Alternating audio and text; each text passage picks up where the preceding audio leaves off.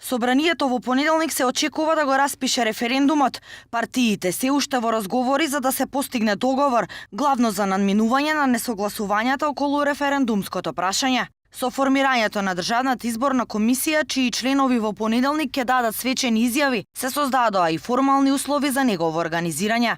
Во наредните 2 дена е потребно и да се прецизира дали референдумот ќе биде консултативен или задолжителен, од што зависи и висината на потребниот излезен цензус. Власта смета дека референдумот треба да биде консултативен, бидејќи како што тврдат, тука не станувало збор за менување на државните граници или застапување на Македонија во сојуз со други држави за да бил задолжителен. Владеачката партија останува и на ставот дека прашањето треба да гласи дали сте за членство во ЕУ и НАТО со прифаќање на договорот со Грција за името, додека за опозицијската ВМРО-ДПМН ова е двосмислено и неприфатливо прашање.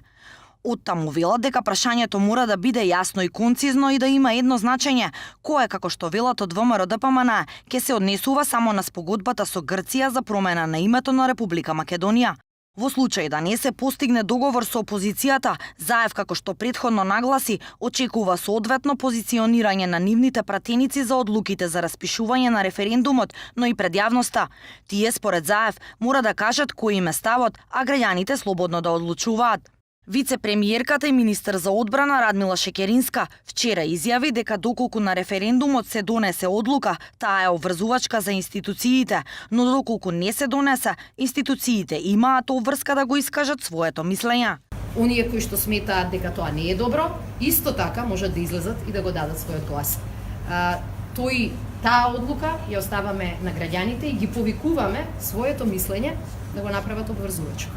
Во однос на подготвеноста на ДИК за спроведување на референдумот, откако беше избран новиот состав, портпаролката Љупка Гогучевска за 1TV вели дека стручните служби се веќе подготвени и професионално функционираат целиот изминат период, но според неа, законот за референдум се уште не е целосно усогласен со изборниот законник и тоа треба да се доуреди.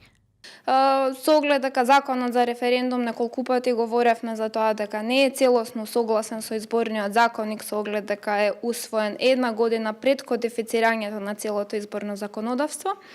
Преостанува да се доуредат некои одредби кои што не се доволно јасни во законот за референдум и да се усогласат со изборниот законник. На ова поле во рамките на своите надлежности ќе работи Државната изборна комисија во престојниот период.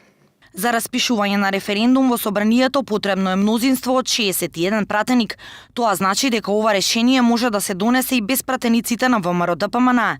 Од опозицијата пак велат дека нивниот глас на собраниската седница в понеделник ќе зависи од предлогот на референдумското прашање.